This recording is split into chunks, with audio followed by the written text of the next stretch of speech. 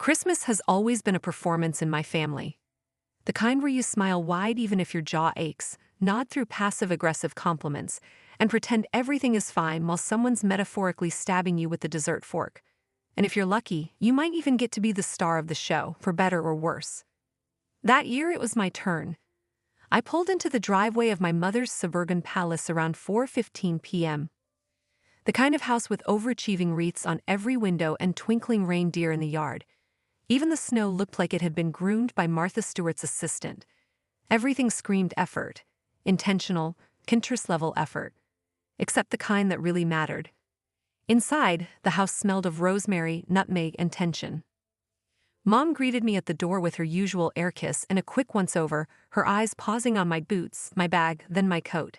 "You look tired," she said cheerfully, which was her favorite way to say, "You look like you don't have your life together." Heather had already arrived, of course early as always, so she could position herself like a queen in the kitchen and oversee the cooking she wasn't actually doing. I smiled. "Good to see you too, Mom." Heather stood at the marble island sipping from a stemless wine glass like she was on set for a lifestyle segment. She wore a cashmere turtleneck dress in winter white, and her hair was curled into the kind of waves that require both patience and an expensive blowout. She beamed when she saw me, fake bright, like a ring light was behind her eyes. "Claire," she said, drawing out the syllable like a song. "Still rocking the city girl vibe, huh?" It was her standard opener. Heather doesn't punch directly. She jabs, lightly, with a smile. I hung my coat, braced myself, and joined the others in the living room. The fireplace crackled. The air hummed with the smell of cinnamon candles and slow-cooked stuffing. Dad offered me a bourbon, and I took it, grateful for a buffer between my mouth and my thoughts. Family Christmas at my mom's always followed a tight script: appetizers, wine, humble brags, then dinner. Somewhere in the middle, someone would inevitably bring up politics, money, or my single status. And when that failed, Heather would find a new creative angle. She never missed a chance to subtly remind the room that while I might be chasing dreams, she was the one living the real life, with the house, the husband, and the kids. The Hallmark credentials. This year, though, her energy felt different, sharper, like a coiled ribbon pulled too tight around a box. Her eyes darted to me more often. Her compliments came with even thinner sugar coating. And at one point, I caught her glancing at her phone and smirking, like she was waiting for something. Or someone. I played my role as I always did. I helped Mom finish setting the table. I listened to Uncle Jeff talk about his new boat for the 5th year in a row. I laughed at Cousin Sarah's story about her toddler eating dog food. I even complimented Heather's earrings, which I knew were gifted from Greg after one of their couple's therapy breakthroughs. I did all of it because I'd learned that playing nice was easier than defending myself in this house. But behind the calm smile, I was watching.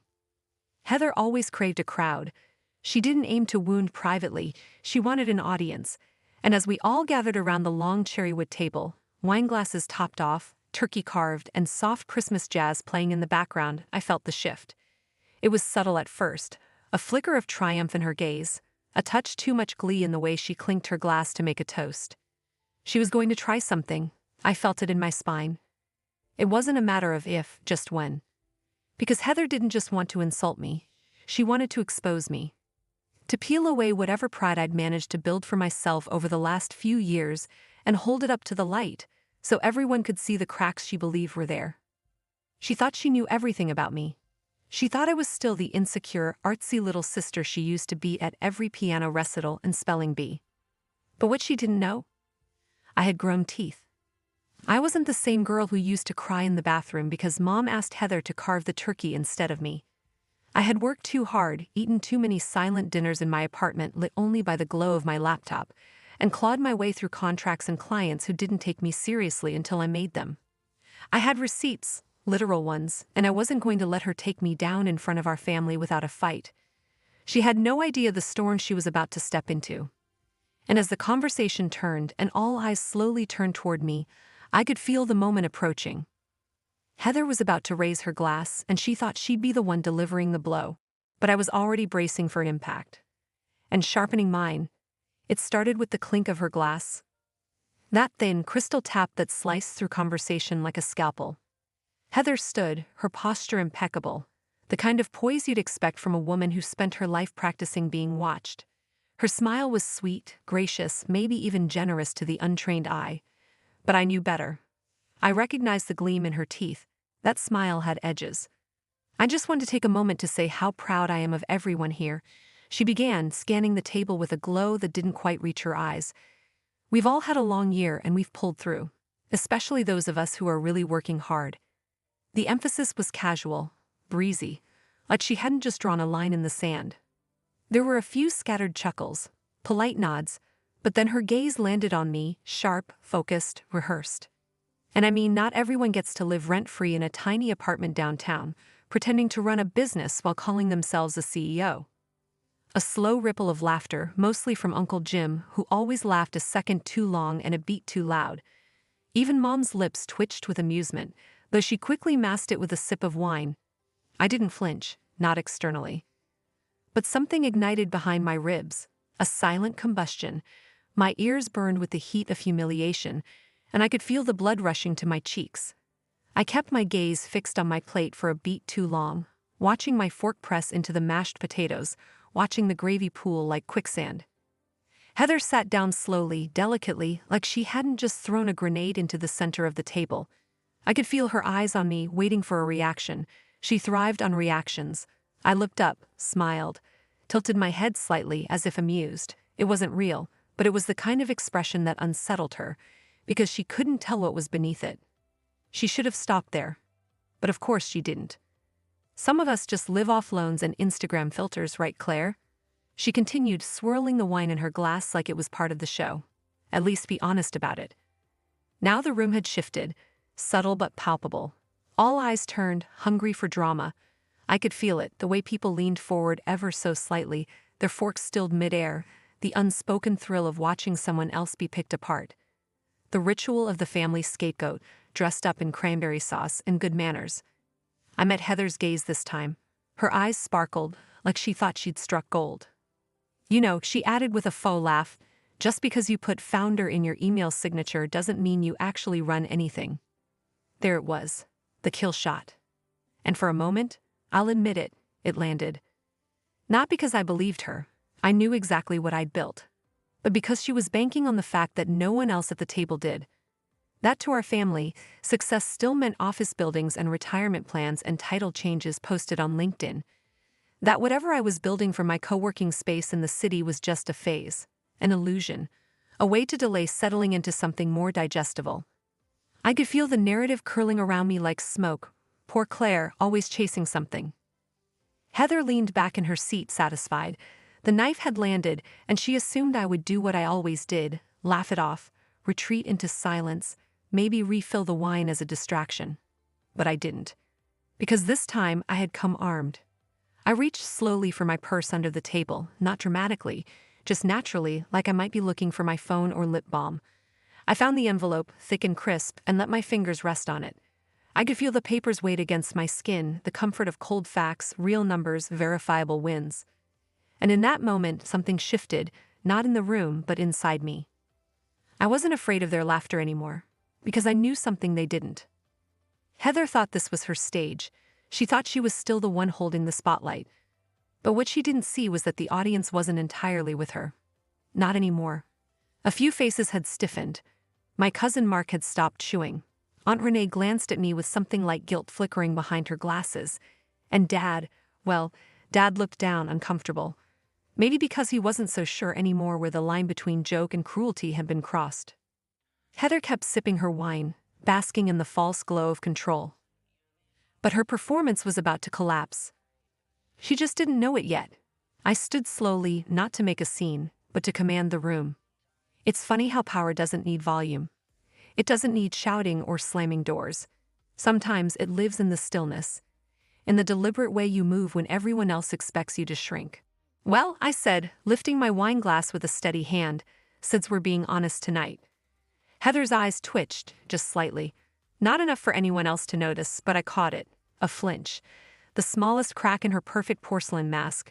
She leaned back in her chair, that smug smirk still playing on her lips, but I could already see the tension creeping into her posture. I walked to the entryway where my coat hung, my heels muted against the hardwood. Behind me, the dining room buzzed with confused glances and the soft clatter of someone setting down a fork.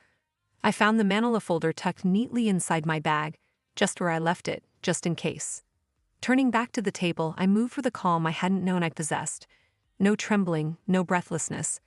Just a deep, grounded stillness in my chest, like I was no longer walking into a trap, I was walking out of one. I laid the folder on the table like a dealer setting down a final hand. "Heather," I said, my voice smooth, almost gentle. "Since you're so interested in my business, I figured I'd share a little update." I opened the folder slowly, deliberately, and slid the first document toward her. She didn't touch it, but her eyes flicked downward and scanned the page. My name, my company's name. My earnings, $138,492.19, to be exact, stamped across a verified quarterly summary from my accountant. "You know," I added, looking at the rest of the table now, "real money, not your husband's salary." The silence that followed was a living thing. I watched my mother's lips part slightly, her fork frozen in mid-air. Dad cleared his throat but said nothing. Uncle Jim leaned forward, squinting at the page. Heather's wine glass was still halfway to her mouth, but she hadn't taken the sip. No one laughed this time. And just to clarify something else, I continued, pulling out the next sheet. "That tiny apartment downtown you mentioned. I bought it. Last month. All cash. No mortgage, no cosigner." I turned it toward my parents, proof of funds, transaction record, closing documents. I had printed it all. Let no one say I hadn't come prepared. Heather's smile flickered like a dying light bulb. And still, I wasn't finished. I paused, letting the air thicken. I could feel the weight of the moment pressing into everyone's shoulders. For once, all those eyes were on her, not me. "Oh, and I wasn't going to say anything," I said, reaching for the final document, because frankly, it's beneath me. "But if we're handing out honesty tonight, then maybe we should all be a little more careful about where we throw our stones." This one, I didn't slide forward. I held it in my hand. Heather paled, because she knew. The subject line was enough: weekend at the cabin. Below it, a thread of messages between her and another woman's husband, a friend, someone she carpooled with. The content? Explicit, shameless, screenshotted and sent to me 2 weeks ago by a woman who had finally had enough of watching Heather smile through P-Day meetings while destroying her marriage behind closed doors. I didn't read a word of the email aloud. I didn't have to.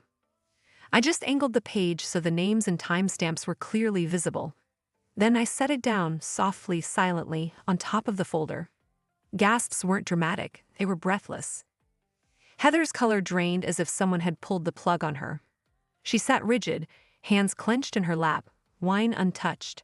Her voice, the weapon she always used, was suddenly nowhere to be found.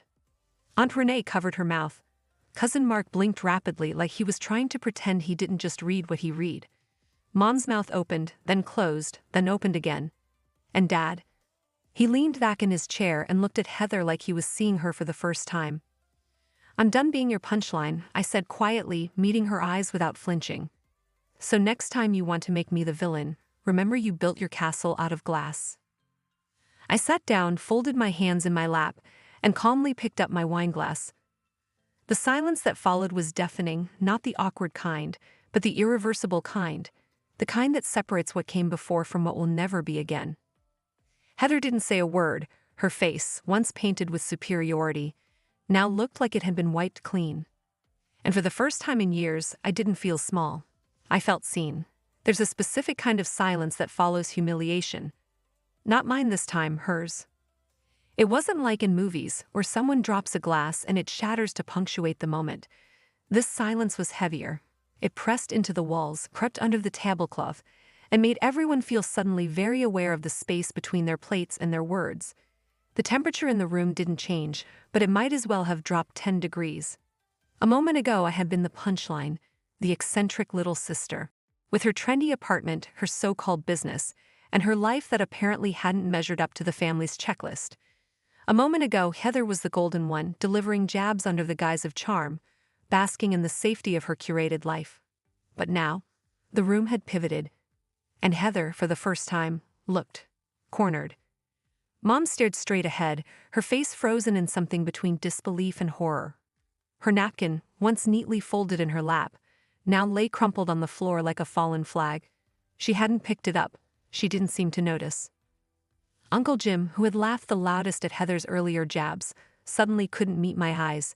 He reached for his glass of scotch like it might help him disappear into it. The bravado that had echoed in his chuckle had evaporated. Even Cousin Sarah, whose loyalty to Heather had always been unshakable, sat back in her chair, lips pursed, eyes darting.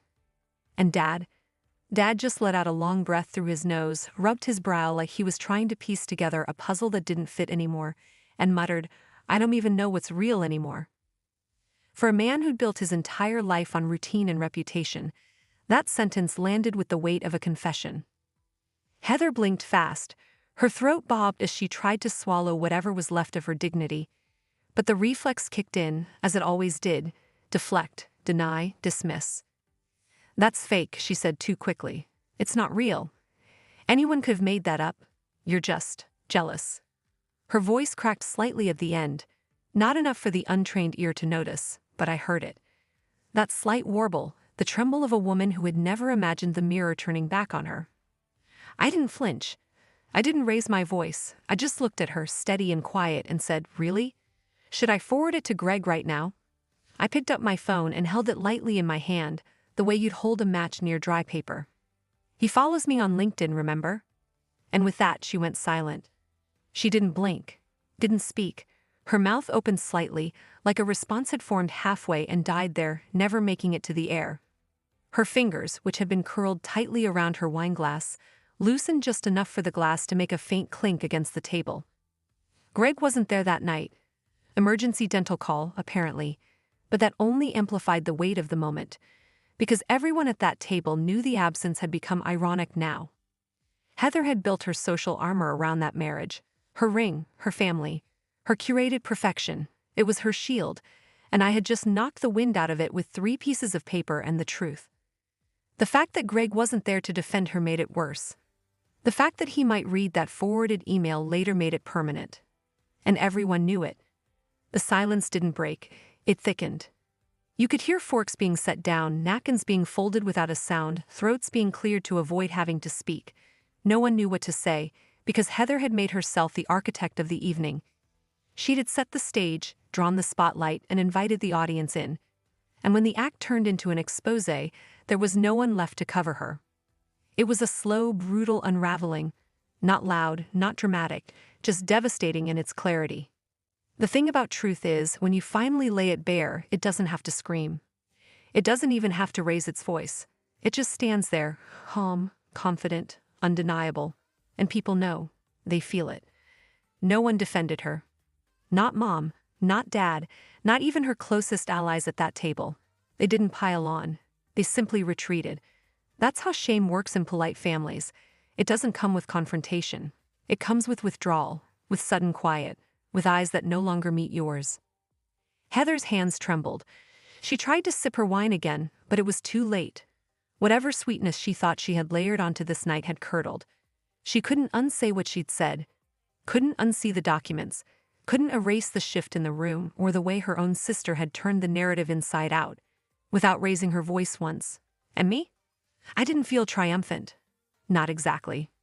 But I felt finished. Like I had finally pushed back against years of being the family footnote. And the silence around me? That wasn't emptiness. It was the sound of my voice finally being heard, without saying another word. Heather left before dessert. She muttered something about not feeling well, an excuse as old as childhood, but no one challenged it. Not this time. She rose from the table carefully, shoulders stiff, her plate untouched, and walked out with the kind of dignity people try to preserve when the ground beneath them has already collapsed. No one followed her. No one stopped her. Even Mom, who usually fussed over Heather like she was made of porcelain and expectation, didn't say much, just watched her go with a kind of blank, stunned quiet, like she wasn't sure who her daughter was anymore. Or maybe she did, and that was the part she couldn't say aloud. After the door clicked shut, the room sat in a hush too heavy to clear. Eventually, people began picking at their plates again, clearing their throats, murmuring about coffee or traffic or the weather, anything to plug the hole left by the implosion. But the sparkle was gone from the evening. The illusion had cracked, and no one knew how to pretend anymore. When dessert was finally served, Mom handed me a slice of pie, her eyes avoiding mine until the last second. She looked tired. Not physically, but the kind of tired that comes from having to see things differently than you did an hour ago. She placed the plate in front of me and paused, just long enough for me to notice. "I didn't know you were doing so well, Claire," she said. There was no sarcasm, no backhandedness, just a quiet confession wrapped in pie crust and apology. I smiled, small and real. "I know." That was all I needed to say. I didn't need a medal, or a rewrite of every conversation we'd ever had. Just that small crack of recognition in her voice, that maybe the daughter who never fit her idea of success had found her own version anyway. After the dishes were cleared and the last few guests made their awkward, overlong goodbyes, I got in my car. But I didn't drive home, not right away. Instead, I found myself turning down a street I hadn't visited in years. The elementary school still stood on the corner, old brick, pale blue doors, the playground fence leaning slightly like it always had. The parking lot was empty and the snow, undisturbed, blanketed the swings and monkey bars like a hush only memory understands. I turned off the engine and sat in the quiet. This was where it all started, this unspoken script between Heather and me. Where she learned to win and I learned to endure. She had trophies before we were 10. Gold stars. Student of the month. Straight as with glitter stickers. I was the one who brought home macaroni art and half-finished stories. I was the creative one. Which in our family was just code for not quite right. Heather was the standard. I was the contrast. And for years I accepted that role. Not happily, not easily, but I wore it because I didn't know how to take it off. And maybe part of me feared that if I stood up too tall, the people I loved wouldn't have room to love me back. But tonight changed that. I didn't plan on exposing her. I didn't walk into that dinner thinking I'd level the playing field with spreadsheets and screenshots. I had brought the folder for myself, really. A security blanket. A reminder that I wasn't crazy, that my work meant something. That I had built a life out of nothing but grit and stubbornness. It was Heather who chose to go for blood. All I did was make sure the truth didn't sit silently next to me. And the thing about truth is, it doesn't have to scream. It doesn't need fireworks or applause. It just needs air. That night, for the first time in years, I gave mine space to breathe. I sat there for a long time, watching the faint glow of the street lamp cast shadows on the old school steps, thinking about all the assemblies where Heather's name was called, and I clapped from the third row. Thinking about the parent-teacher nights where Mom beamed at her report card and patted my shoulder when the art teacher said I was expressive. I thought about how much of my life I had spent waiting for permission to be proud of myself, and how I didn't need it anymore. By the time I started the car again, the night had settled into something calm. Not peaceful, exactly, but clear. Heather might rewrite the story in her own head. She might twist it, blame me, say I embarrassed her out of jealousy or spite. But I didn't ruin her. She just never thought the spotlight she loved so much would turn on her with nowhere to hide. And me? I'm done hiding. Let the truth be what it is. Let the silence be what it was. Because this time, I didn't lose my voice. I used it.